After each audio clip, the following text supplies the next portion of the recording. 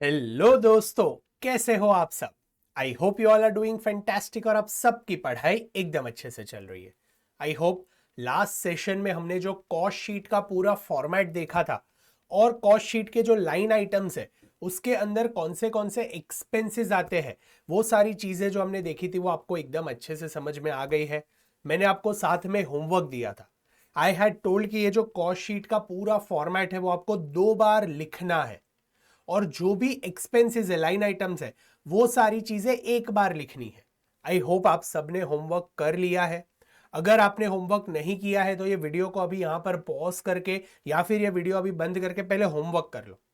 पहले 2 बार cost sheet का formula लिख लो और जितने भी कॉस्ट शीट के हेड्स है उसके अंदर जो भी कॉस्ट और एक्सपेंसेस आते हैं, जो लाइन आइटम्स आ रही है, वो भी सारे आपको पता होना चाहिए, आपने रीड किया होना चाहिए और आपने एक बार लिखा होना चाहिए।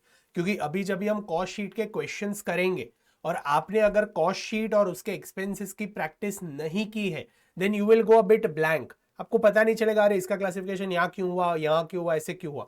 क्योंकि मेनली इसके क्वेश्चंस में हमें क्लासीफाई करना है, क्या डायरेक्ट मटेरियल है, क्या डायरेक्ट लेबर है, क्या डायरेक्ट एक्सपेंस है, क्या फैक्ट्री ओवरहेड है, क्या सेलिंग ओवरहेड है, क्या एडमिन ओवरहेड है और कौन सी चीजें स्पेशल आइटम में आती है। तो हमें मेनली क्लासिफिकेशंस करने हैं और इसके लिए आपको फॉर्मेट और एक्सपेंसेस क्लियरली अच्छे से पता होने चाहिए। तो आई होप आपने होमवर्क किया है और अगर नहीं किया है तो पहले होमवर्क कर लो, 2 बार कॉस्ट शीट का फॉर्मेट लिख लो और एक बार सारे एक्सपेंसेस अपने नोटबुक में लिख लो। ठीक है, फिर हम जैसे जैसे क्वेश्चन करते जाएंगे ऐसे ऐसे आपको और क्लियर होते जाएगा और चीजें एकदम दिमाग में बैठने लगेगी। ठीक है, चलो तो कैन वी स्टार्ट। आज हमें कॉस्ट शीट के सारे क्वेश्चंस करने, हम क्वेश्चन से स्टार्ट करने वाले थे, लेकिन उससे पहले एक बार हम पूरा कॉस्ट शीट का फॉर्मूला रिवाइज कर लेते हैं, सॉरी पूरा कॉस्ट शीट का जो फॉर्मेट है वो रिवाइज कर लेते हैं। आपको अपनी आंखें बंद करनी है और विजुअलाइज करनी है पूरी कॉस्ट शीट। मुझे विजुअलाइज मत करना, कॉस्ट शीट को विजुअलाइज करना। लास्ट सेशन में मैंने आपको पूरा कॉस्ट शीट जो करवाया था वो विजुअलाइज करना है हमें क्या क्या आएगा। ठीक है, चलो लेट्स स्टार्ट। कॉस्ट शीट में 3 कॉलम बनते हैं, particulars, total cost and cost per unit. पहली चीज जो कॉस्ट शीट में आती है that is direct material consumed. Direct material consume कैसे बनता है? Opening stock of raw material plus purchase less closing stock of raw material. इसमें जो भी परचेस से रिलेटेड एक्सपेंस है वो भी ऐड हो जाएंगे और जो स्क्रैप ऑफ रॉ मटेरियल का सेल हमने किया है जिससे हमें इनकम हुई है तो वो लेस हो जाएगा। तो डायरेक्ट मटेरियल कंज्यूम्ड कैसे बनेगा? Opening stock of raw material plus any purchase और एडिशन और expenses related to purchase minus closing stock of raw material minus sale of scrap of raw material. उसके बाद आता है डायरेक्ट एम्प्लॉय कॉस्ट या फिर डायरेक्ट लेबर कॉस्ट। उसके बाद आते हैं डायरेक्ट एक्सपेंसेस। ये तीनों भाई मिलके क्या बनता है? Direct material, direct labour and direct expense. तीनों मिलके बनता है prime cost, major cost. Business का ये प्राइम कॉस्ट है। उसके बाद हम फैक्ट्री लेना पड़ेगा, ये सारे कॉस्ट को काम तो करना पड़ेगा, लेबर को काम करना है मटेरियल पे, तब जाके फाइनल प्रोडक्ट बनेगा। तो डायरेक्ट लेबर, डायरेक्ट मटेरियल और जो डायरेक्ट एक्सपेंसेस है वो कहाँ इनकर हो गए? फैक्ट्री में इनकर हो गए।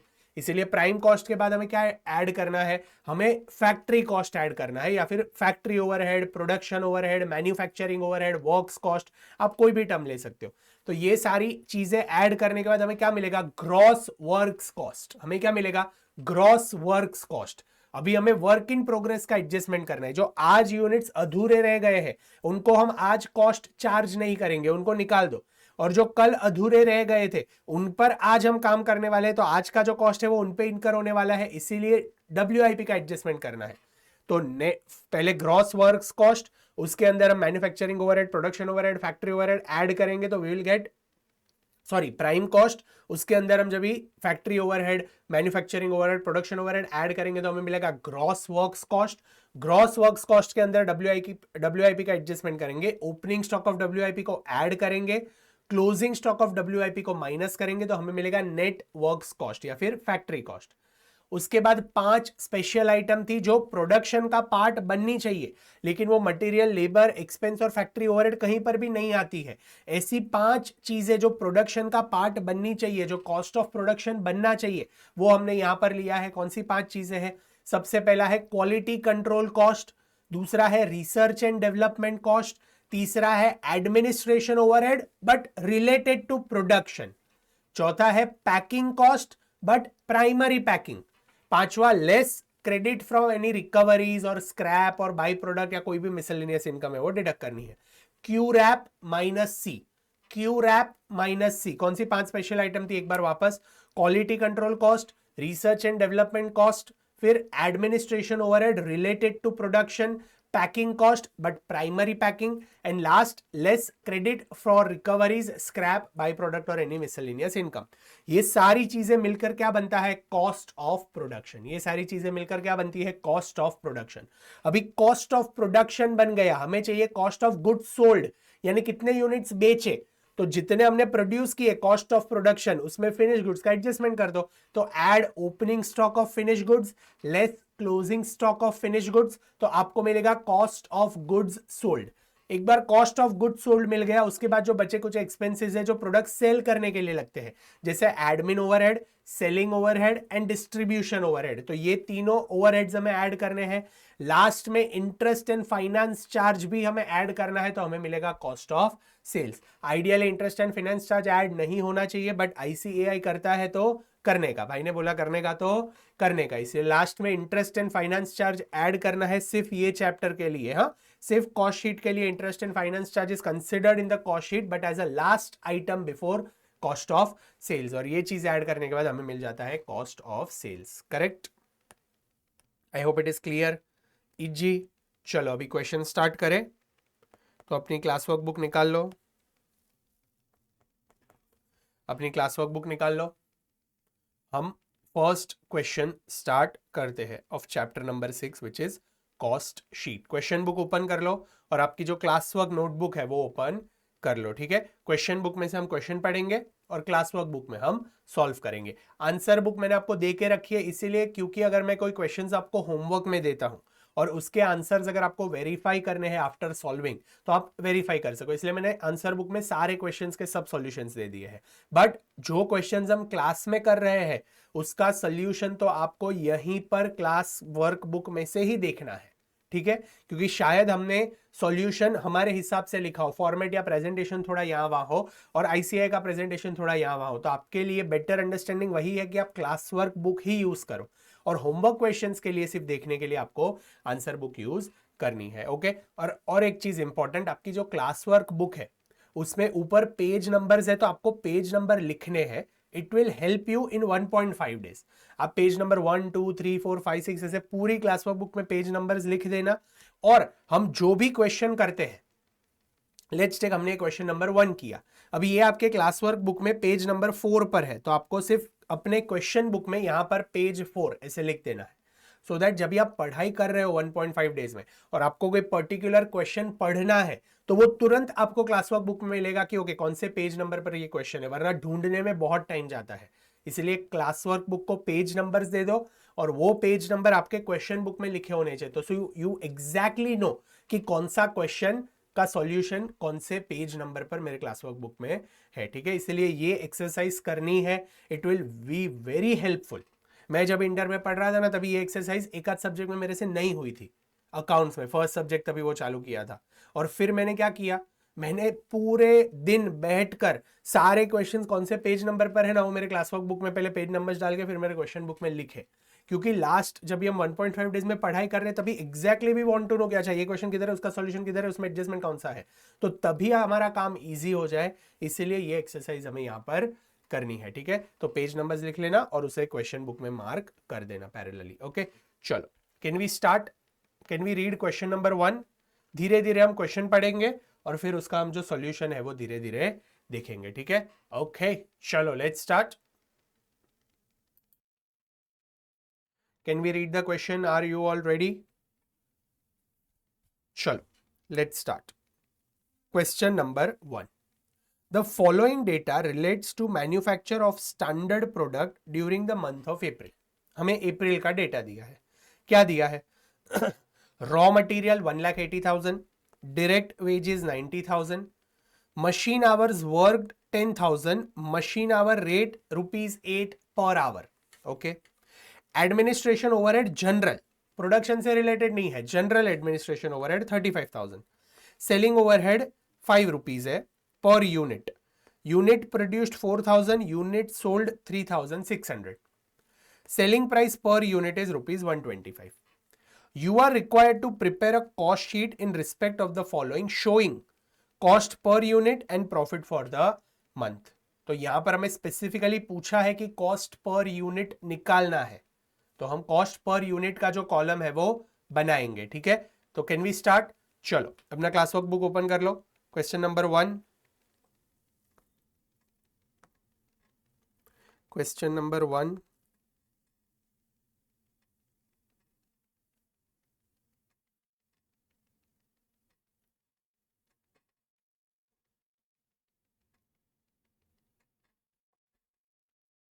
Cost sheet for the month of April.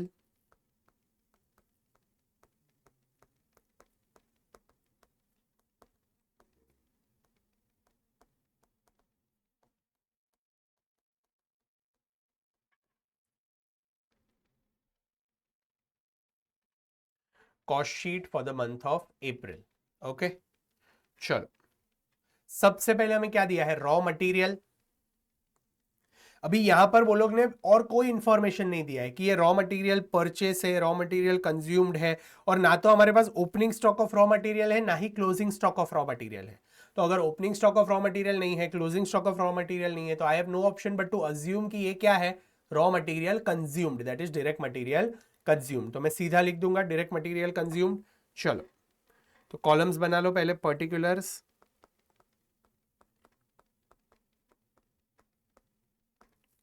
total cost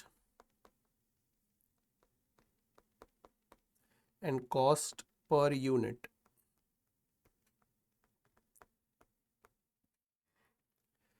अभी हमें यहां पर दो इंफॉर्मेशन दी है क्वेश्चन में. Units produced are 4000 and unit sold are 3600. तो हम यहां पर लिख लेते हैं यूनिट्स प्रोड्यूस्ड कितने हैं? 4000 यूनिट्स एंड यूनिट्स सोल्ड कितने हैं? 3600 यूनिट्स. क्योंकि हमें कॉस्ट पर यूनिट निकालना है तो we'll require number of units, तो वो हमने ऊपर लिख लिया. Okay, can we start?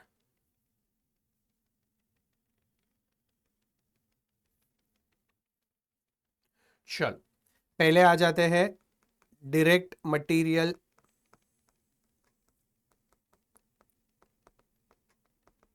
Consumed, which is nothing but a raw material.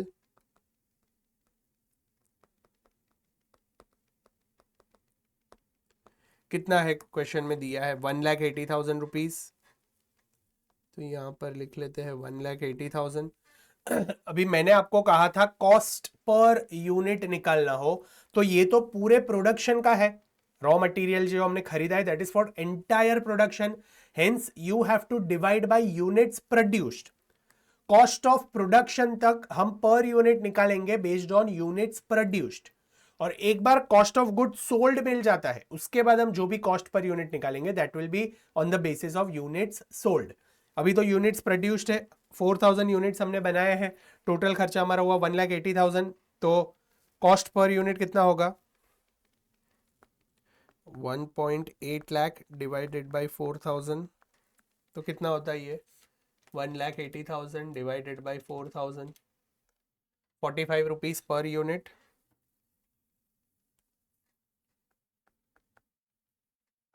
ये रुपीज में है, ये भी रुपीज में.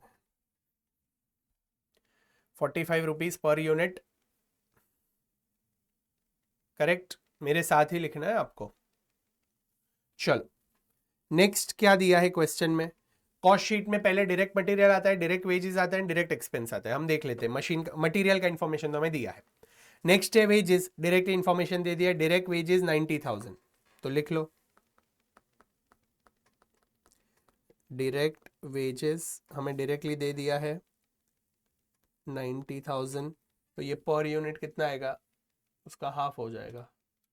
90,000 डिवाइडेड बाई 4,000, 22.5.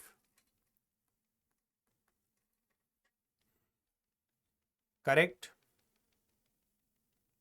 थर्ड क्या है? Direct expense.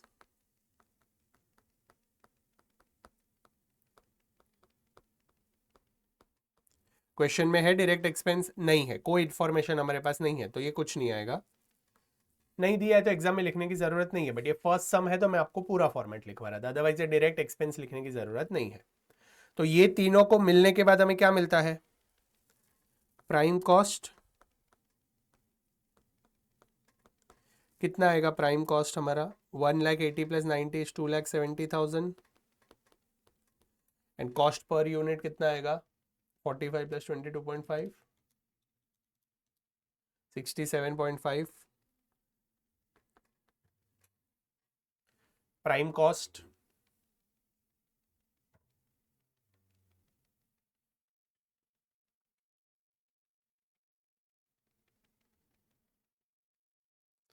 अभी क्या है इसमें, हमें फोर्थ क्या ऐड करना है, क्या ऐड करना है, फैक्ट्री ओवरहेड या फिर मैन्युफैक्चरिंग ओवरहेड,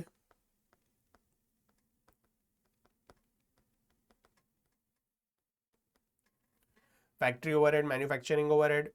अभी कितना है फैक्ट्री ओवरहेड या मैन्युफैक्चरिंग ओवरहेड, तो हमें यहां पर क्वेश्चन में दिया है मशीन आवर्स वर्कड 10,000, यानी 10 घंटे तक हमारा मशीन चला है, 10 आवर्स के लिए hour machine has been functioning, यानी फैक्ट्री से रिलेटेड कॉस्ट है ये, मशीन उतने टाइम फैक्ट्री में चला है, एंड मशीन आवर रेट हमें दिया है 8 रुपीज पर आवर। हम जब भी अब्जॉर्प्शन कॉस्टिंग का चैप्टर पढ़ेंगे तभी और क्लैरिटी आपको मिलेगी ये मशीन आवर्स से रिलेटेड, बट अभी लॉजिकली आपको समझ रहा है भाई 10 घंटा मशीन चला है फैक्ट्री में और 8 रुपीज पर आवर है, तो 10,000 आवर्स के लिए मशीन चला है इंटू 8, टोटल 80,000 रुपीज का खर्चा हुआ मशीन चलाने में, क्योंकि 10,000 आवर्स के लिए मशीन चला और पर आवर खर्चा है 8 रुपीज, तो 80,000 रुपीज का खर्चा होता है मशीन चलाने में। This is nothing but our manufacturing overhead, factory में लाके मशीन ही चलवाना है तो दैट इज फैक्ट्री ओवरहेड, और उसके हमें डायरेक्टली फैक्ट्री ओवरहेड नहीं दिया, हमें मशीन आवर रेट दे दिया है और मशीन आवर्स दे दिए हैं, तो this is nothing but factory overhead. Correct, factory overhead क्या आएगा, machine hours into machine hour rate,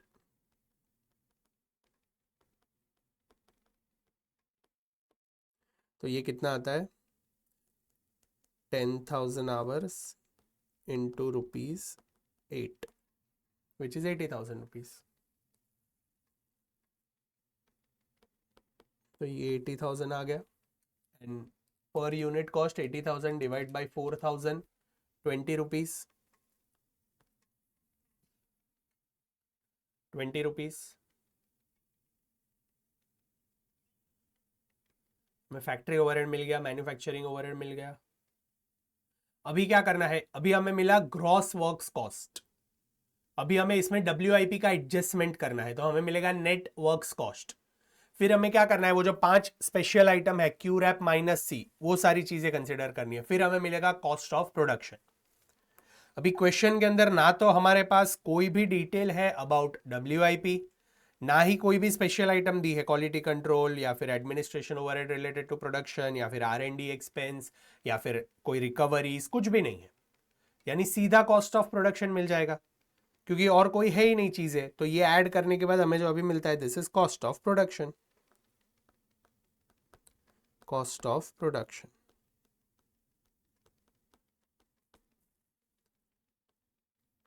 कितना आएगा 2,70,000 plus 80,000 3,50,000 and cost per unit will be 87.5।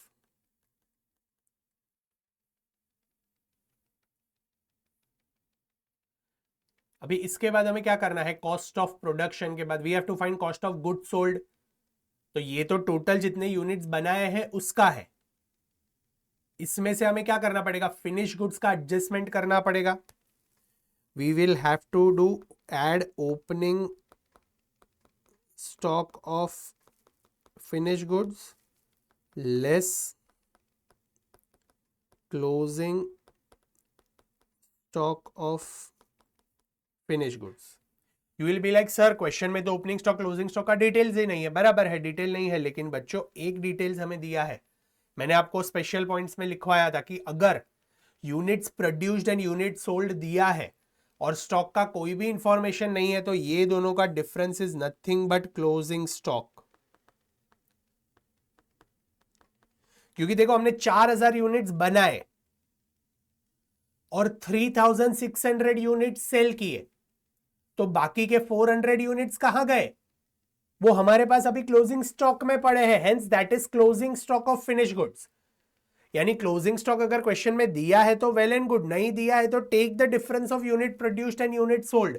This is a hidden adjustment. अगर ये भूल जाते हो तो इसके बाद आपका सम रॉन्ग चला जाएगा। इसलिए आपको यहां पर ध्यान रखना है, any difference in unit produced and unit sold is nothing but closing stock of finish goods. तो यहां पर opening stock of finish goods तो कुछ नहीं है, but closing stock of finish goods हमें दिया है। कितने यूनिट्स है? 4000 यूनिट्स माइनस 3600 यूनिट्स। तो ये 400 यूनिट्स आया और हमारा स्टॉक का रेट कितना है? हमारा रेट अभी चल रहा है ये 87.5। ओ sorry,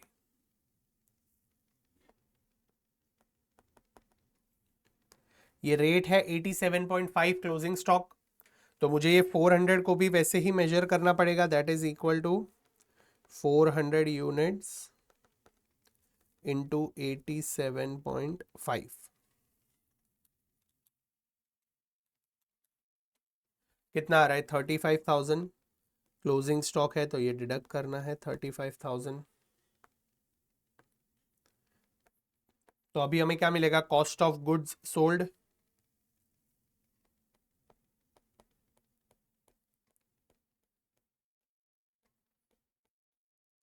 cost of goods sold 3,50,000 minus 35,000 कितना आ रहा है?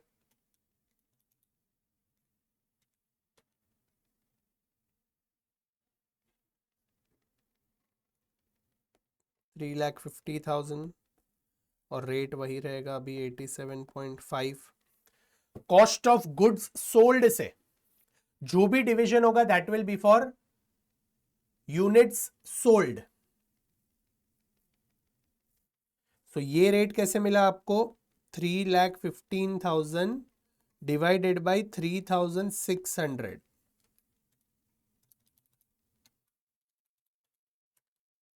और अभी जो भी रेट्स आप निकालोगे that will B divided by 3,600। यहां तक जो भी आप डिवीजन कर रहे थे that was division bye 4,000। But अभी यहां पर हमने ये 400 यूनिट्स निकाल दिए ना, तो अभी मेरे पास 3,600 यूनिट्स बचे। तो अभी जो भी एक्सपेंस है वो 3,600 यूनिट्स का ही है, इसीलिए कॉस्ट पर यूनिट अभी सारा that will be as per unit sold. Logically समझा?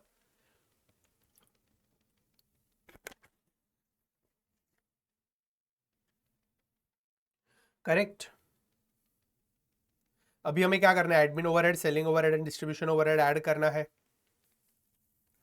चल,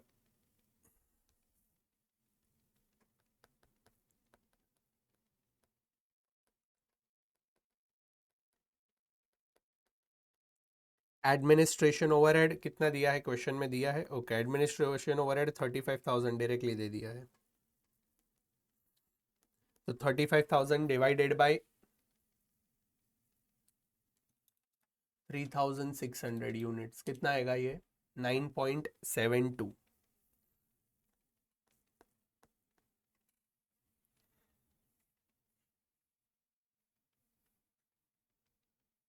फिर selling overhead,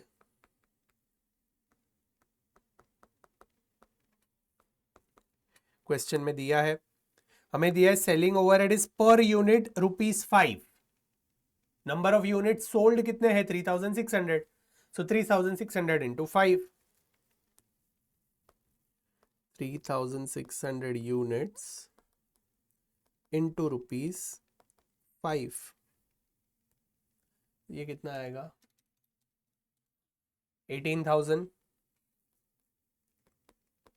per unit rate तो 5 ही है।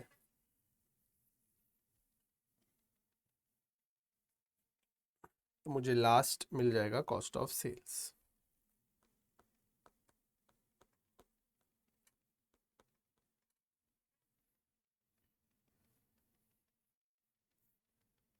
कितना है मेरा total cost of sales? 3,15,000 plus 35,000 plus 18,000,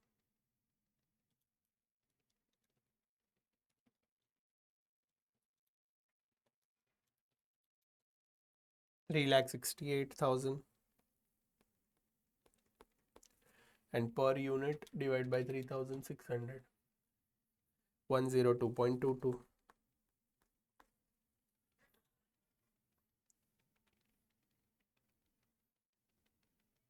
ये फर्स्ट हमें पूछा था कॉस्ट शीट, तो यहाँ पर ये फर्स्ट नाम दे देना, cost sheet for the month of April.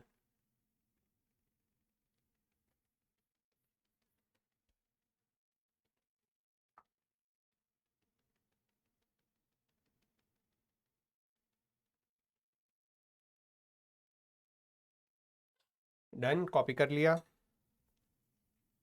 अभी हमें और एक चीज यहां पर पूछी है, we have to find profit. तो ये लिख लिया. तो अभी हम दूसरा जो हमें पॉइंट पूछा है वो बना लेते हैं, स्टेटमेंट ऑफ प्रॉफिट.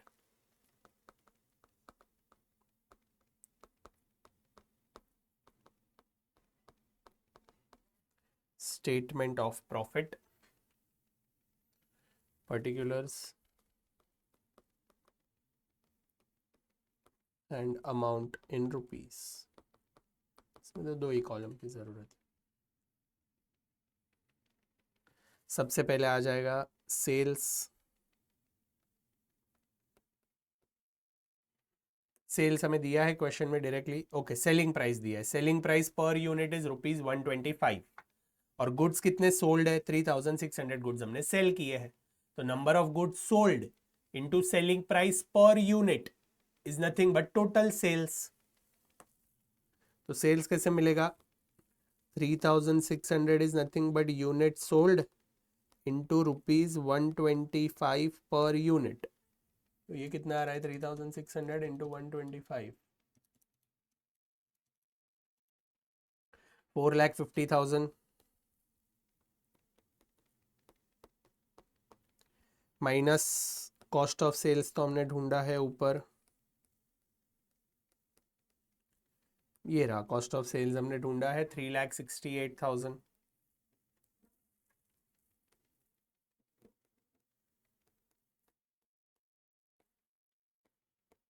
तो हमें प्रॉफिट कितना मिल रहा है, 4,50,000 माइनस 3,68,000, 82,000.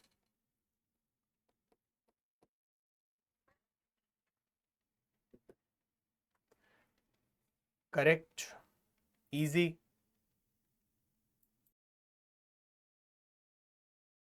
चलो, क्लियर, इजी.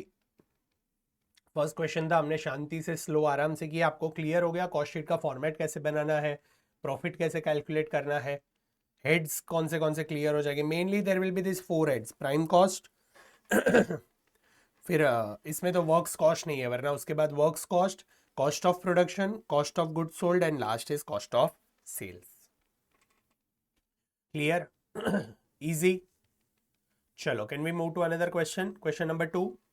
चलो, लेट्स रीड द क्वेश्चन. क्या दिया है, From the following information has been obtained for the records of ABC Corporation for period 1st June to 30th June. June month के लिए हमें यहाँ पर डेटा दिया है. Okay, cost of raw material on 1st June and on 30th जून, यानी यहाँ पर स्टॉक का इंफॉर्मेशन हमें दिया है. 1st जून को इतना था और 30th जून को इतना है, तो opening stock and closing stock of raw material हमें दे दिया है. Cost of work in progress also on 1st June and 30th जून कितना है वो हमें दे दिया है. तो WIP का भी क्लोजिंग स्टॉक हमें दे दिया है. Cost of finish goods 90,000 and 1,10,000, यानी फिनिश गुड्स का opening stock and closing stock भी हमें दे दिया है. तो यहां पर ये जो इंफॉर्मेशन है, this is opening stock, this is closing stock, this is opening stock, this is closing stock, this is opening stock and this is closing stock. तो हमें यहां पर सबसे पहली चीज स्टॉक का इंफॉर्मेशन दे दिया है. करेक्ट. अभी आगे पढ़े क्या दिया है, purchase of raw material during June 2020, यानी रॉ मटेरियल परचेस किया है, एडिशन है, तो ये रॉ मटेरियल का पार्ट आएगा, डायरेक्ट मटेरियल का पार्ट आएगा, डायरेक्ट मटेरियल कंज्यूम्ड. ये डायरेक्ट मटेरियल का पार्ट आएगा। फिर हमें क्या दिया है, वेजेस पेड दूसरा, तो wages is a part of direct labour, तो डायरेक्ट लेबर का इंफॉर्मेशन है हमारे पास। डायरेक्ट एक्सपेंसेस का अभी तक कोई इंफॉर्मेशन नहीं दिया है। फिर हमें दिया है फैक्ट्री ओवरहेड्स, डायरेक्टली दे दिया है, तो factory overheads will be a part of factory cost, directly दे दिया है फैक्ट्री ओवरहेड्स। फिर दिया है हमें admin overheads related to production, related to production is a Q rap वाला आइटम, स्पेशल आइटम है, तो ये क्यू रैप माइनस सी वाला आइटम है, स्पेशल आइटम। फिर हमें दिया है सेलिंग एंड डिस्ट्रीब्यूशन ओवरहेड, तो ये तो सेलिंग ओवरहेड्स में जाएगा। फिर हमें दिया है sales. Okay, you are required to prepare a statement giving following information, हमें बनाने स्टेटमेंट जिसमें raw material consumed, prime cost, factory cost, cost of good sold and net profit, 5 statement चाहिए, तो पूरा कॉस्ट शीट बना लेते हैं। कॉस्ट शीट में ये सारी चीजें आ जाएगी। चलो, तो statement showing cost and profit for the month of June पूरा बना लेते हैं। Question number 2, statement showing cost and profit for June month।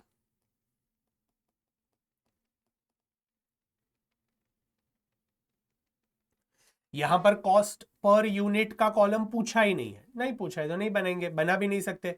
Units produced कितने हैं वो दिया नहीं है, हमें दिया है ओपनिंग स्टॉक, हमें दिया है क्लोजिंग स्टॉक, बट ये साल फिर कितने यूनिट्स बनाए उसका कोई डिटेल नहीं है हमारे पास, तो पूछा नहीं है तो बनाना ही नहीं है। परफेक्ट, चलो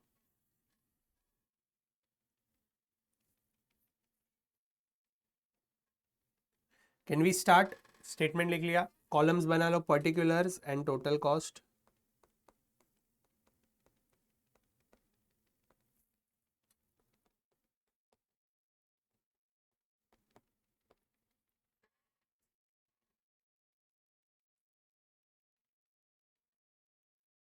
चलो, फर्स्ट हमें क्या चाहिए, direct material consumed,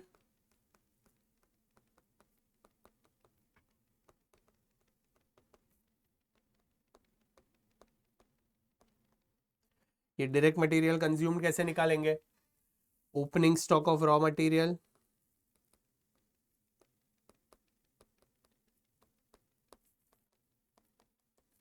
plus purchase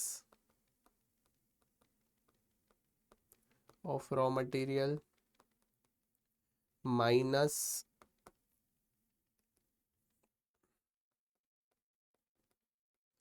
closing stock of raw material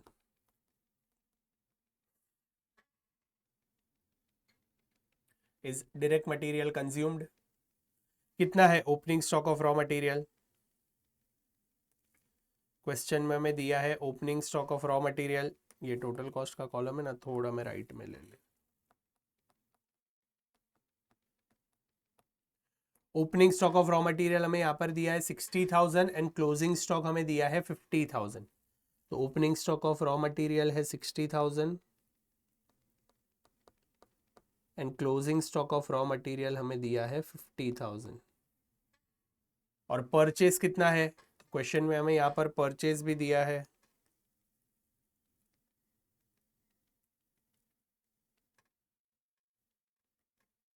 हमने ओपनिंग स्टॉक ले लिया, क्लोजिंग स्टॉक ले लिया, हमें यहाँ पर परचेस ऑफ रॉ मटेरियल दिया है 4,80,000, तो 4,80,000 इज परचेस,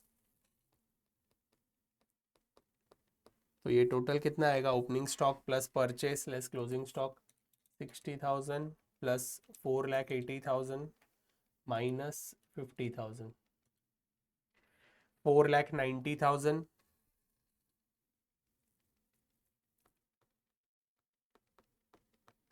तो ये हमें मिल गया direct material consumed.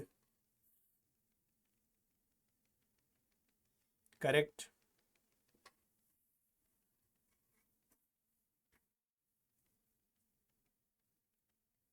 Next item कौन सा है, डायरेक्ट वेजेस, इसमें तो कुछ एडजस्टमेंट नहीं है, डायरेक्टली क्वेश्चन में दे दिया है वेजेस पेड 2,40,000, तो सीधा सीधा ले लो 2,40,000। डायरेक्ट एक्सपेंसेस का कोई इंफॉर्मेशन ही नहीं है हमारे पास, तो डायरेक्ट ओपनिंग अरे raw material plus direct wages is equal to prime cost. तो प्राइम कॉस्ट कितना आएगा? Prime cost 4,90,000 plus 2,40,000, 7,30,000।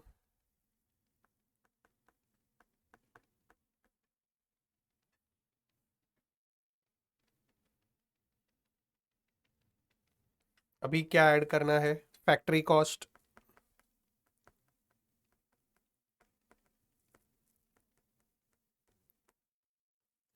Factory overheads, factory cost, manufacturing cost directly दे दिया है क्वेश्चन में। फैक्ट्री ओवरहेड इज 1,00,000, तो 1,00,000 ऐड कर दो। तो प्राइम कॉस्ट में अभी फैक्ट्री ओवरहेड ऐड होता है तो हमें क्या मिलता है? ग्रॉस वर्क्स कॉस्ट,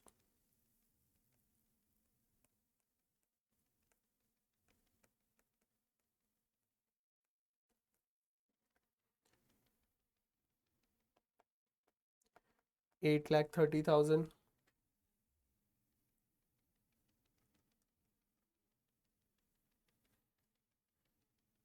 लिख लिया।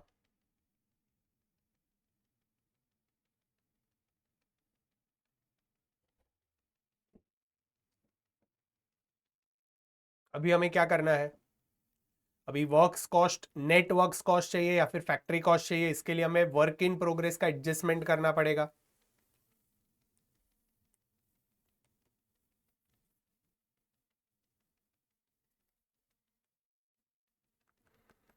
Add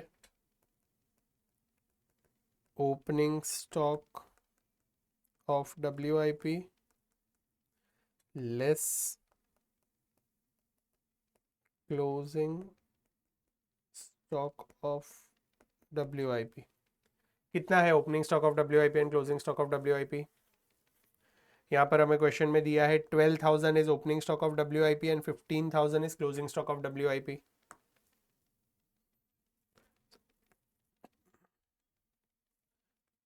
12,000 is opening stock add and 15,000 is minus, तो ये -3,000 करना है हमें। तो हमें क्या मिलेगा? नेट वर्क्स कॉस्ट या फिर फैक्ट्री कॉस्ट? फैक्ट्री कॉस्ट या फिर net works cost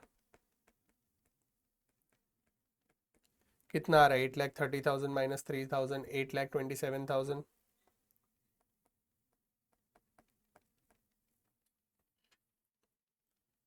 net works cost अभी क्या करना है? अभी वो special item, 5 special item Q रैप -C, क्वालिटी कंट्रोल कॉस्ट है क्वेश्चन में? नहीं। R&D नहीं।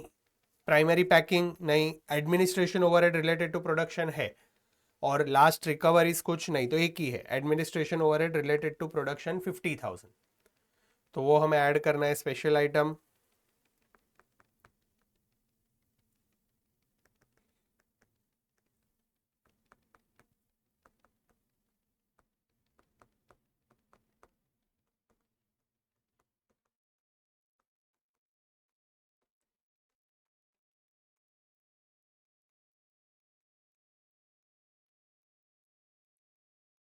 Administration overhead related to production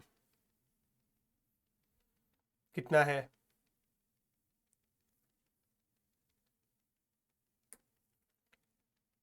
50,000।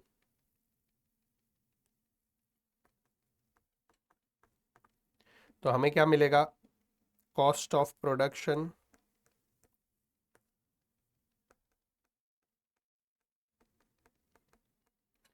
827 plus 50 कितना होता है? 8,77,000।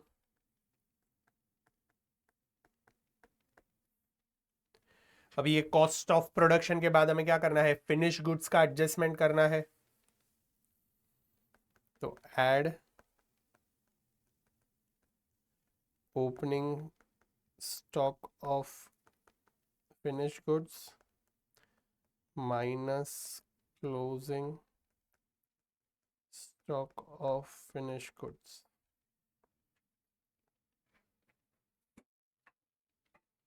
कितना दिया है?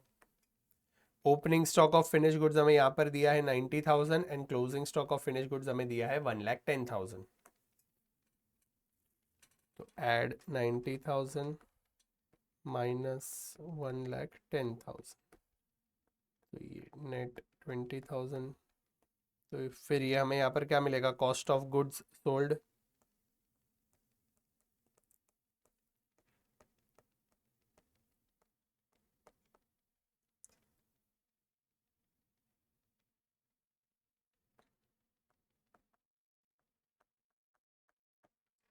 $8,57,000।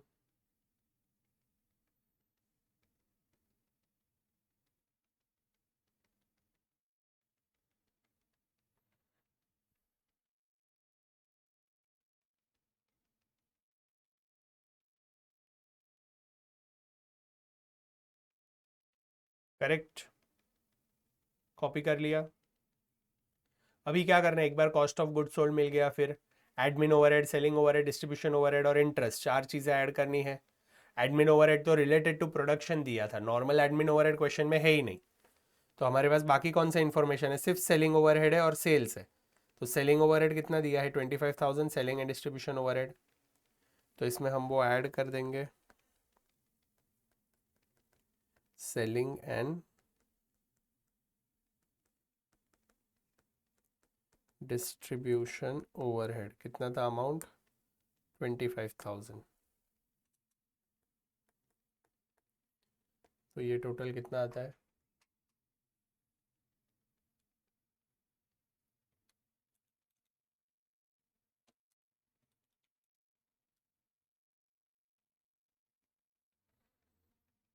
ये हमें मिल जाएगा कॉस्ट ऑफ सेल्स।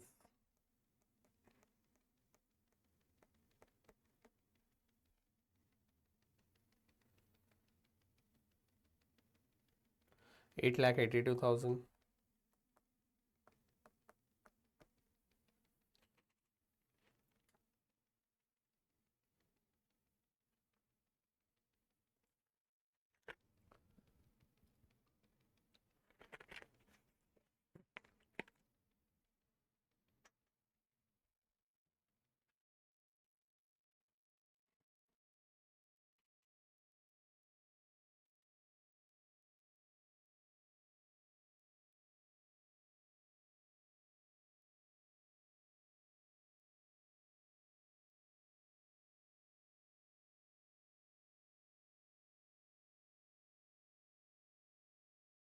डन। फिर हमें क्या दिया है क्वेश्चन में, हमें दिया है सेल्स 10 लाख, नेट प्रॉफिट हमें ढूंढना है, they have asked to find net profit but sales दे दिया है, तो कॉस्ट ऑफ सेल्स है हमारे पास, सेल्स है हमारे पास, तो दोनों का difference is net profit.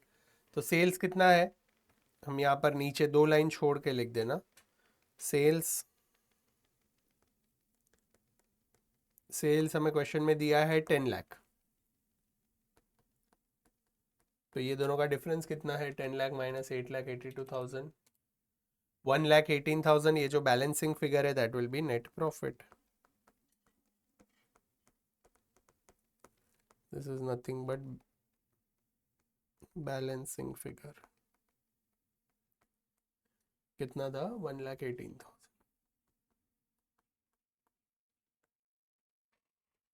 Correct, easy, simple.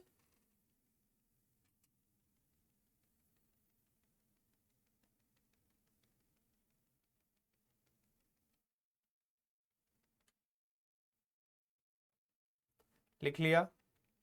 ऐसे ही क्वेश्चंस थोड़े बहुत, इसमें 2 4 5 लाइन आइटम्स और ज्यादा आएगी, बाकी एग्जाम में ऐसे ही क्वेश्चंस आएंगे, कुछ ज्यादा बड़ा रॉकेट साइंस ऐसे कोई क्वेश्चंस नहीं रहेंगे कॉस्ट शीट में, सिर्फ क्लासिफिकेशन आपको प्रॉपरली पता होना चाहिए। अभी जो नेक्स्ट क्वेश्चन हम करेंगे ना, दैट विल इंश्योर कि आपको सारे क्लासिफिकेशंस पता चल जाएंगे। It's a largest question possible in the cost sheet, ऐसा क्वेश्चन एग्जाम में कभी नहीं आएगा, क्वेश्चन नंबर 3 जो हम करेंगे वो, बट उसमें आपका कॉन्सेप्चुअल क्लैरिटी एकदम मिल जाएगी। ये लिख लिया, फिर हम मूव ऑन करते हैं क्वेश्चन नंबर 3 पर।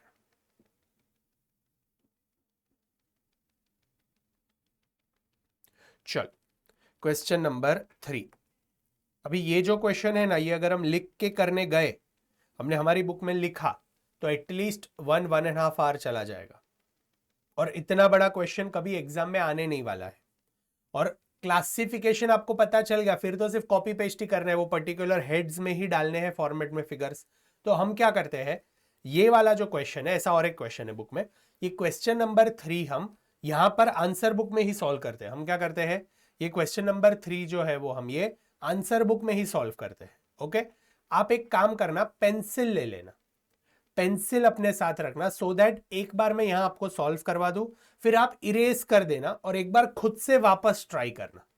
ओके, इसलिए पेंसिल से लिखना, पेन से मत लिखना। हम क्या करेंगे, ये जितने भी लाइन आइटम्स है, ये सारे लाइन आइटम्स के आगे हम लिखेंगे कि इसका क्लासिफिकेशन कहां होना चाहिए, डायरेक्ट मटेरियल में, डायरेक्ट लेबर में, डायरेक्ट एक्सपेंस में। और फिर एक बार आप सॉल्यूशन देखोगे ना तो आपको एकदम क्लियरली समझ में आ जाएगा। ठीक है, ये पूरा क्वेश्चन यहां पर लिखकर कोई सेंस नहीं बनता है, आपको सिर्फ क्लासिफिकेशन क्लियरली पता होना चाहिए कि किधर कहां क्या क्लासिफाई करना है। ठीक है, चलो कैन वी स्टार्ट। पेंसिल ले लिया आपने, स्टार्ट करें। चलो, क्वेश्चन नंबर 3 क्या इंफॉर्मेशन दिया है हमें। अर्नव इंस्पेक्ट उद्योग limited has following expenditure for the year ended 31 March 2023। Okay, दिया है रॉ मटेरियल परचेस्ड 10 करोड़। अभी ये जो रॉ मटेरियल परचेस्ड है ये किधर जाएगा, डायरेक्ट मटेरियल कंज्यूम्ड में ओपनिंग स्टॉक प्लस परचेज। देखो ये क्वेश्चन मैंने आप विजुअलाइज करना, मैं आपको विजुअलाइज करवा रहा हूं कि चीजें कॉस्ट शीट में कहां जाएगी। आपको कॉस्ट शीट का फॉर्मेट क्लियर है, कॉस्ट शीट का फॉर्मेट क्लियर है तो ये क्वेश्चन आप अच्छे से विजुअलाइज कर पाओगे। रॉ मटेरियल परचेज कहा जाएगा, opening stock plus purchase less closing stock हम करते हैं, डायरेक्ट मटेरियल कंज्यूम्ड में पहले ही, तो ये रॉ मटेरियल परचेज वहां जाएगा। तो यहां पर लिख लो, this will go in direct material, ये डायरेक्ट मटेरियल में जाएगा। फिर हमें दिया है GST paid on above purchase 18%, eligible for input tax credit. GST expense related to purchase, since ये परचेस से रिलेटेड एक्सपेंस है इसीलिए ये ऐड होना चाहिए। Opening stock plus purchase, opening stock plus purchase plus expense related to purchase, तो ये ऐड होना चाहिए। बट यहां पर दिया है it is eligible for input tax credit. अगर इनपुट टैक्स क्रेडिट मिलने वाला है इसका मतलब वो पैसा वापस आने वाला है, वो हमारा कॉस्ट नहीं है। मैंने आपको वहां पर समझाया था, अगर कोई भी चीज का क्रेडिट आपको मिल रहा हो तो वो कॉस्ट शीट में इंक्लूड नहीं करना है। हेंस यहां पर आपको क्या करना है, इसे इग्नोर करना है, because credit is available. Ignore since credit is available. You have to ignore this because credit is available.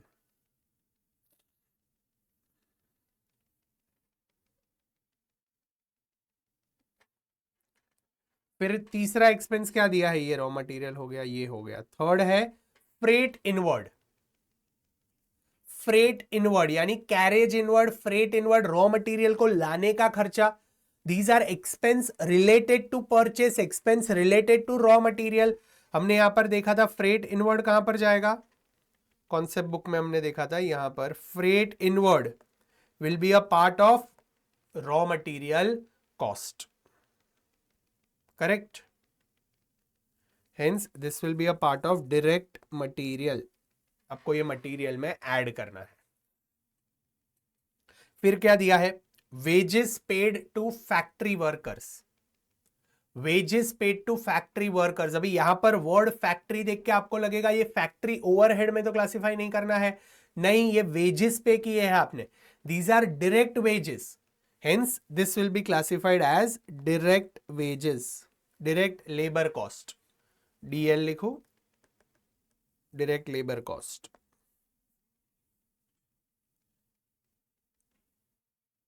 यहां पर हमने देखा था, देखो wages paid to factory workers या फिर वेजेस पेड टू लेबरर्स, फिर कोई भी अलावेंस है, कोई भी ओवर टाइम का पेमेंट है, फिर कोई भी बोनस दिया है, production bonus paid to factory worker is also part of direct employ cost या फिर डायरेक्ट लेबर कॉस्ट डीएल।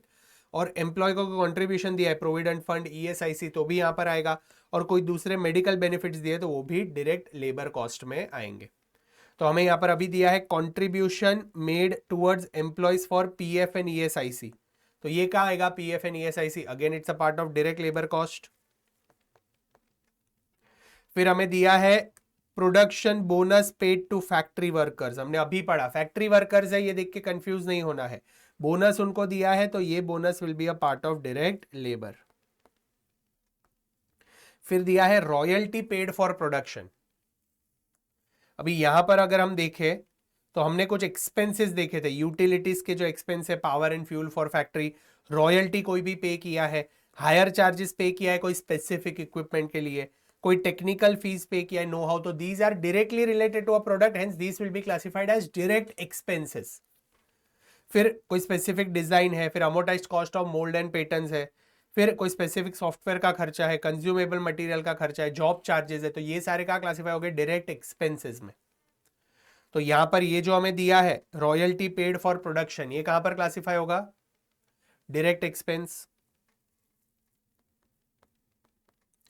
फिर हमें दिया है amount paid for power and fuel, amount paid for power and fuel, तो जो पावर एंड फ्यूल का खर्चा है, ये पावर एंड फ्यूल का खर्चा कहां जाएगा, मैंने आपको यहां पर लिखवाया था, पावर एंड फ्यूल का खर्चा जो फैक्ट्री के लिए यूज हो रहा है ये कहां पर जाएगा, it will be classified in direct expenses.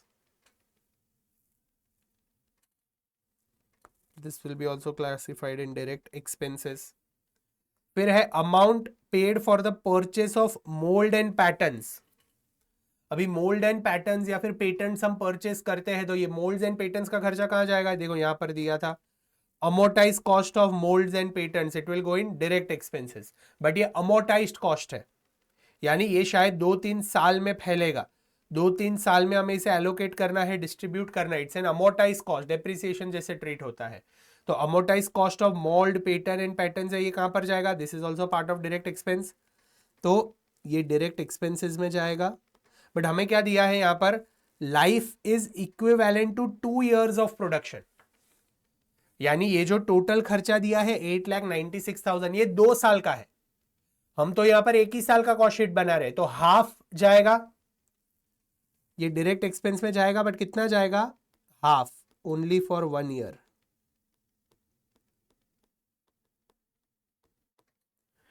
Correct, 1 साल के लिए सिर्फ ये जाएगा हाफ। फिर हमें क्या दिया है, job charges paid to job workers, specifically मैंने आपको कहा था जॉब चार्जेस जो जॉब वर्कर को हम पे कर रहे हैं that is an example of direct expenses, तो ये भी क्लासिफाई होगा डायरेक्ट एक्सपेंस में।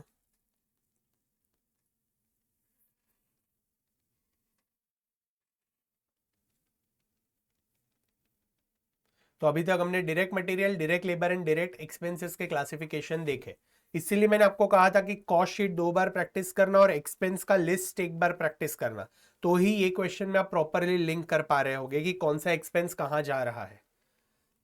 फिर हमें क्या दिया है, नेक्स्ट हमें दिया है स्टोर्स एंड स्पेयर्स कंज्यूम्ड। अभी ये स्टोर्स एंड स्पेयर्स तो फैक्ट्री में लगते हैं, हर जगह हर प्रोडक्ट को लगते हैं, हर मशीन को लगते हैं, कोई डायरेक्ट एक्सपेंस नहीं है, तो हमारा प्राइम कॉस्ट हो गया। अभी प्राइम कॉस्ट के बाद यहां पर ये फैक्ट्री ओवरहेड्स चालू हुए ऐसा लग रहा है, तो ये is a part of factory overhead. Spares and spare parts factory overhead, यहां पर अगर हम देखें तो डायरेक्ट फैक्ट्री ओवरहेड के जो खर्चे थे तो वहां पर पहला ही है स्टोर्स एंड स्पेयर्स।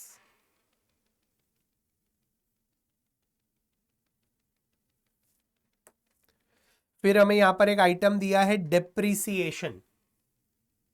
अभी depreciation related to factory building कहां पर जाएगा, फैक्ट्री से रिलेटेड है तो this will be factory overhead, manufacturing overhead या फिर प्रोडक्शन ओवरहेड। फिर ये जो ऑफिस बिल्डिंग का डेप्रीसिएशन है ये कहां पर जाएगा, it is related to office, it is related to administration, general administration, तो ये एडमिन ओवरहेड में जाएगा, एओ एडमिनिस्ट्रेशन ओवरहेड। बट ये वो रिलेटेड टू प्रोडक्शन वाला नहीं है, ये जनरल है बिकॉज ऑफिस से रिलेटेड है, ऑफिस बिल्डिंग। फिर प्लांट एंड मशीनरी, मैंने आपको कहा था प्लांट एंड मशीनरी या फैक्ट्री बिल्डिंग से रिलेटेड कोई भी एक्सपेंस है तो that will be factory overhead. Office building से रिलेटेड कोई भी एक्सपेंस है तो that will be admin overhead. And selling या डिस्ट्रीब्यूशन ओवरहेड से कोई भी एक्सपेंस है तो that will be classified under selling overhead या डिस्ट्रीब्यूशन ओवरहेड। तो यहां पर ये प्लांट एंड मशीनरी का जो डिप्रिसिएशन है वो कहां पर क्लासिफाई होगा, फैक्ट्री ओवरहेड। और डिलीवरी व्हीकल, डिलीवरी व्हीकल का depreciation, delivery vehicle is used for distribution of goods, तो ये सेलिंग एंड डिस्ट्रीब्यूशन ओवरहेड में जाएगा, but specifically delivery vehicles are used for distribution, तो ये जो खर्चा है वो कहां पर जाएगा, डिस्ट्रीब्यूशन ओवरहेड में जाएगा।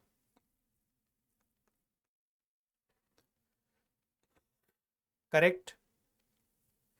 फिर नेक्स्ट हमें दिया है सैलरी पेड टू सुपरवाइजर। मैंने आपको कहा सुपरवाइजर पूरे फैक्ट्री का ध्यान रखता है, इसीलिए salary paid to supervisor will also be a part of factory overhead.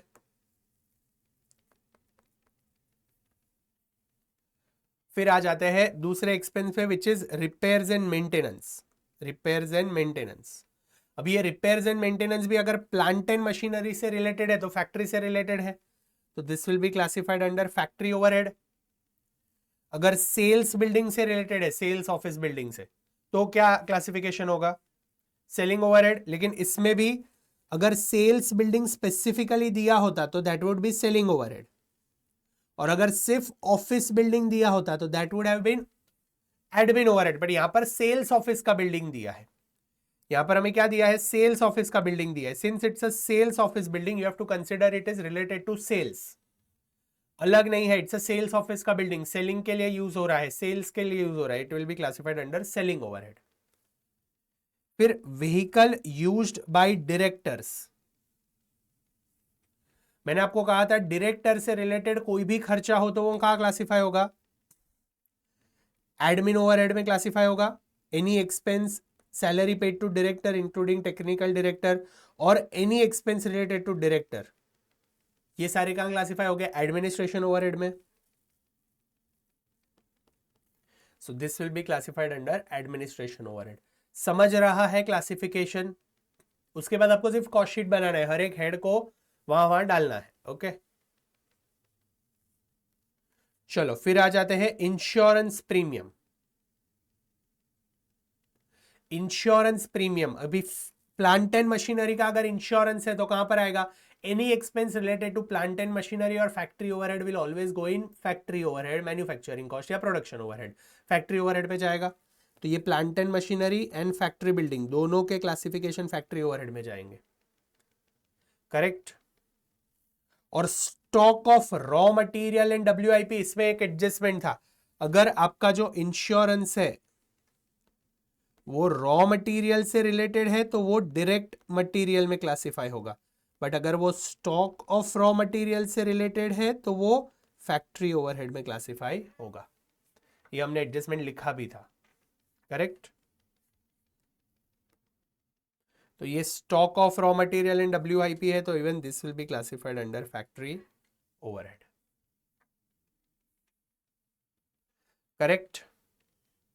यहां तक क्लियर है, सिंपल इजी समझ में आ रहा है classification. Can we move ahead. चलो उसके बाद क्या है, expenses paid for quality control check activities. Quality control से रिलेटेड खर्चा है तो ये तो क्यू रैप स्पेशल आइटम वाला हो गया, तो this will be classified under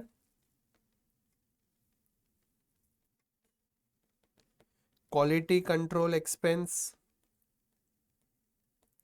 ये क्यू रैप वाला आइटम है, special item, Q wrap minus C वाला आइटम है। फिर आ जाता है salary paid to quality control staff, again this is an example of quality control,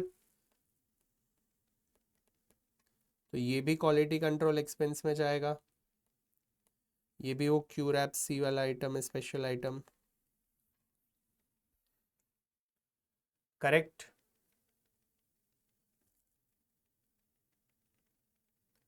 फिर हमें क्या दिया है आगे, research and development cost paid for improvement in production process.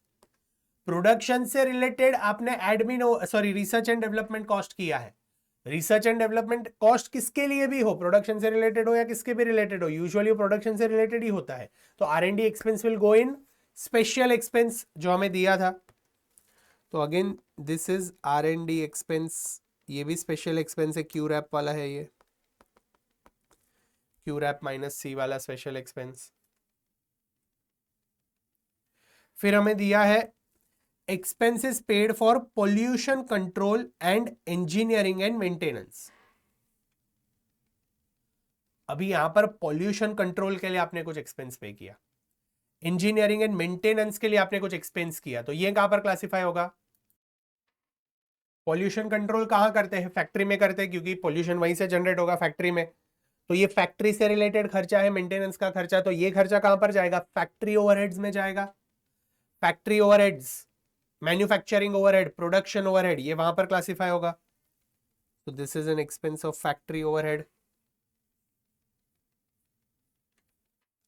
फिर हमें दिया है expenses paid for administration of factory work. Admin का खर्चा है पर फैक्ट्री वर्क से रिलेटेड है, तो this is admin expense related to production. तो ये वो स्पेशल आइटम है, admin overhead related to production है, ये क्यू रैप वाला आइटम है। उसमें जो admin overhead related to production वाला स्पेशल आइटम था, ये वो है expenses paid for administration of factory work.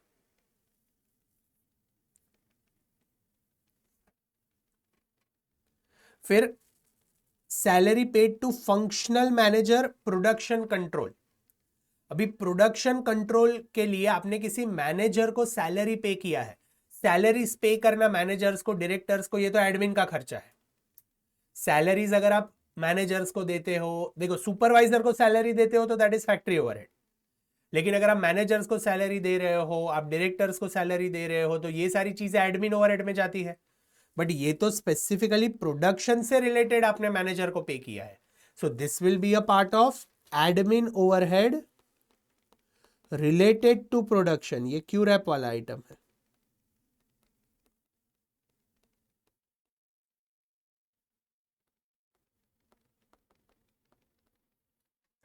Q रैप -C वाला आइटम है। फिर ये फाइनेंस एंड अकाउंट्स के मैनेजर को अगर आपने सैलरी पे किया है तो वो कहा जाएगा admin overhead, general admin overhead. Sales and marketing वाले बंदे को सैलरी पे किया तो ये कहां जाएगा? Salary selling overhead.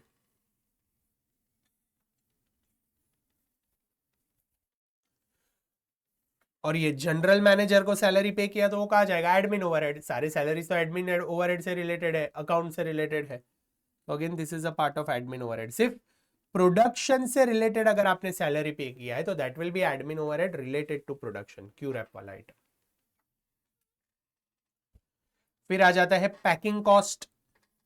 Packing cost, primary packing हो तो वो कहा जाएगा? क्यू रैप में जाएगा, स्पेशल आइटम। और सेकेंडरी पैकिंग है तो हम उसे व्हाट वी कॉल एलोकेट करते हैं डिस्ट्रीब्यूशन एक्सपेंस या फिर डिस्ट्रीब्यूशन ओवरहेड। तो यहां पर हमें दिया है primary packing necessary to maintain the quality, तो प्राइमरी पैकिंग ऑलवेज कहा जाएगा? स्पेशल आइटम जो क्यू रैप वाला है वो पैकिंग कॉस्ट, इसका अलग हेड ही है, पैकिंग कॉस्ट प्राइमरी। और ये क्यू रैप वाला आइटम है। और ये डिस्ट्रीब्यूशन ऑफ फिनिश गुड्स के लिए जो पैकिंग कॉस्ट आपने इनकर किया है, ये कहां पर जाएगा? डिस्ट्रीब्यूशन ओवरहेड, क्योंकि ये क्या है? सेकेंडरी पैकिंग है। ये क्या है? Secondary packing.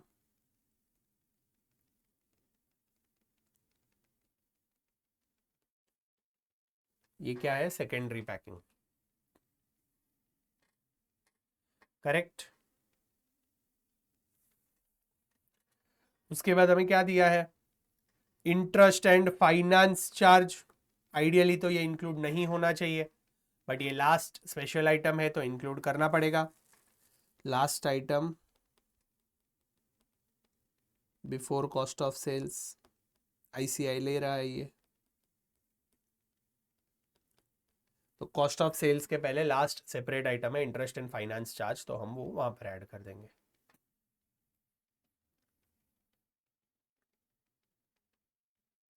अभी फीस पे किया है सबको, तो आप मुझे बताओ ऑडिटर को अगर फीस पे करेंगे तो वो क्या होगा, एडमिन ओवरहेड। लीगल एडवाइजर को अगर फीस पे कर रहे तो क्या होगा, एडमिन ओवरहेड। डायरेक्टर्स को अगर फीस पे कर रहे, डायरेक्टर से रिलेटेड कोई भी खर्चा कहां जाएगा, admin overhead. Performance bonus paid to sales staff, performance bonus paid to factory worker was direct labour, direct wages, direct expense, direct labour cost, direct employ cost में जाता था। बट प्रोडक्शन बोनस या फिर performance bonus paid to sales staff, ये performance bonus है, production bonus नहीं है। Performance bonus paid to sales staff कहां जाएगा, सेलिंग ओवरहेड, सेल्स से रिलेटेड है।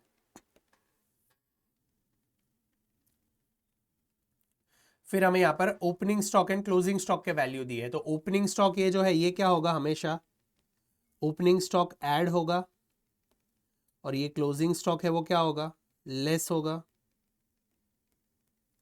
Opening stock of raw material कहां ऐड होगा, डायरेक्ट मटेरियल कंज्यूम्ड में ऐड होगा। वर्क इन प्रोग्रेस का ओपनिंग स्टॉक किधर ऐड होगा, it will be added after gross works cost.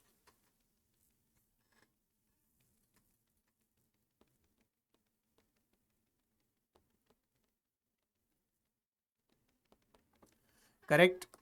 Cost sheet का फॉर्मूला, अरे कॉस्ट शीट का फॉर्मेट ये रहा, एक बार अगर आपको देखना हो तो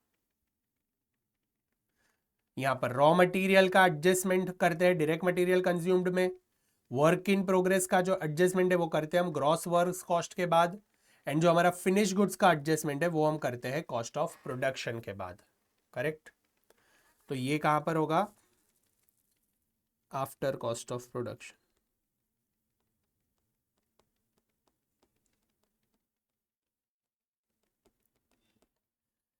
Same goes for closing stock also, direct material. This is after gross works cost.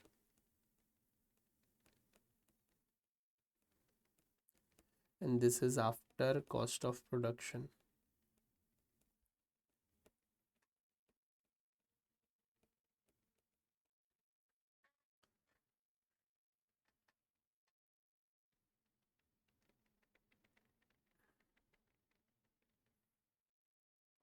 Correct.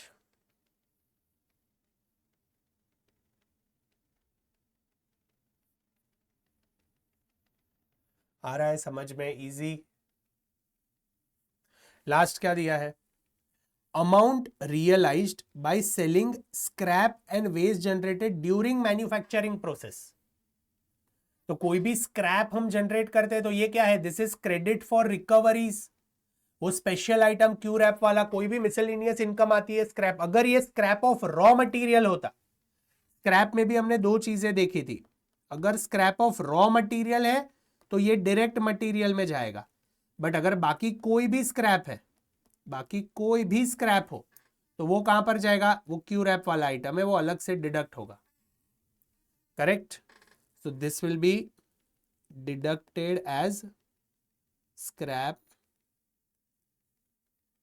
Under special item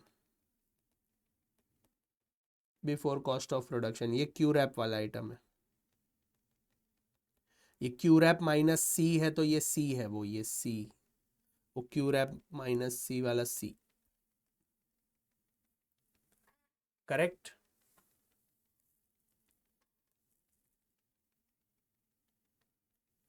it will be deducted here, ये credit for recovery scrap and miscellaneous income जो यहां पर हम डिडक्ट कर रहे हैं ना after works cost. फिर हमें क्या दिया है, from the above data you are required to prepare statement of cost for Arno Aspect Udyog for the year 31 March showing prime cost, factory cost, cost of production, cost of goods sold and cost of sales. Perfect. Cost sheet यहां पर देखो, ये पूरा cost sheet वो लोग ने prepare किया है, रॉ मटेरियल कंज्यूम्ड, फिर जो भी हमने डायरेक्ट एक्सपेंस में डायरेक्ट लेबर कॉस्ट में क्लासीफाई किया वो सारी चीजें यहाँ पर है, डायरेक्ट एक्सपेंस में हमने जो क्लासीफाई किया वो यहाँ पर है, ये सबको मिला के हमें मिल जाता है प्राइम कॉस्ट। उसके बाद आप फैक्ट्री ऐड करो फैक्ट्री ओवरहेड्स, तो जो भी फैक्ट्री ओवरहेड्स है वो सारे फैक्ट्री ओवरहेड्स यहाँ पर ऐड हो गए, तो हमें यहाँ पर मिलता है ग्रॉस वर्क्स कॉस्ट। उसके बाद हम वर्क इन प्रोग्रेस का एडजस्टमेंट करेंगे, opening stock add opening stock less closing stock को आपको मिलेगा फैक्ट्री कॉस्ट या फिर नेट वर्क्स कॉस्ट। फिर जो 5 स्पेशल आइटम है, क्वालिटी कंट्रोल, उसके अंदर हमने 2 एक्सपेंस देखे थे, quality control check and quality staff, फिर R&D एक्सपेंस, फिर administration expense related to production, फिर primary packing cost and less realisable value of scrap, जो हमें लास्ट में वो स्क्रैप दिया था वो यहाँ पर डिडक्ट हुआ, तो हमें मिलेगा कॉस्ट ऑफ प्रोडक्शन। उसके बाद फिनिश गुड्स का एडजस्टमेंट आप यहाँ पे करोगे, add opening stock of finish goods less closing stock of finish goods, तो आपको मिलेगा कॉस्ट ऑफ गुड्स सोल्ड। फिर एडमिनिस्ट्रेशन ओवरहेड हम ऐड करेंगे तो ये सारे एडमिन ओवरहेड के खर्चे हैं जो हमने क्लासीफाई किए। फिर सेलिंग ओवरहेड हम ऐड करेंगे तो ये सारे सेलिंग ओवरहेड के खर्चे हैं। फिर डिस्ट्रीब्यूशन ओवरहेड हम ऐड करेंगे तो ये सारे डिस्ट्रीब्यूशन के खर्चे हैं। और लास्ट में ये इंटरेस्ट एंड फाइनेंस चार्ज जो हमें दिया है वो ऐड करेंगे तो हमें मिल जाएगा कॉस्ट ऑफ सेल्स। तो यहाँ पर हमारी ये कॉस्ट शीट कंप्लीट होती है। एक बार क्लासिफिकेशन हमने यहाँ पर कर लिया, आपको ये पूरी कॉस्ट शीट घर पे बनानी है, तो 2 या 3 पेज छोड़ देना और वो 2-3 पेजेस में आपको ये पूरी कॉस्ट शीट कंप्लीट करनी है और फिर चेक करना कि हमारा जो आंसर है वो बराबर है या नहीं। तो यहाँ पर ये क्वेश्चन नंबर 3 है, वो लिखने के लिए मैं आपको होमवर्क में दे रहा हूं, ठीक है। मैंने पूरा यहाँ पर डिस्कस तो करवा दिया है, आपको सिर्फ लिखना है, तो आपका कॉस्ट शीट का भी प्रैक्टिस हो जाएगा। करेक्ट, इजी, सिंपल क्लासिफिकेशन समझ में आ रहा है। यहां पर हमने सारी चीजों का क्लासिफिकेशन कर लिया। दिस इज एन एक्सटेंसिव सम। अगर ये सम आपने अच्छे से कर लिया ना तो कॉस्ट शीट में जितने एडजस्टमेंट्स आते हैं ऑलमोस्ट सारे एडजस्टमेंट्स इसमें कवर्ड है, तो वो आप अच्छे से कर पाओगे, सारे क्लासिफिकेशन आप अच्छे से कर पाओगे, ठीक है। चलो आज का सेशन हम छोटा रखते हैं, यहीं पर हम एंड करेंगे। हमने 3 क्वेश्चंस किए और कॉस्ट शीट का फॉर्मेट देखा। पहले 2 क्वेश्चंस तो छोटू चिंटू से इजी क्वेश्चंस थे जो हमने किए, उससे हमें क्लैरिटी मिली कि ओके कॉस्ट शीट बनाते कैसे है। और फिर ये एक्सटेंसिव क्वेश्चन हमने देखा जिसमें सारे क्लासिफिकेशंस हमने देखे।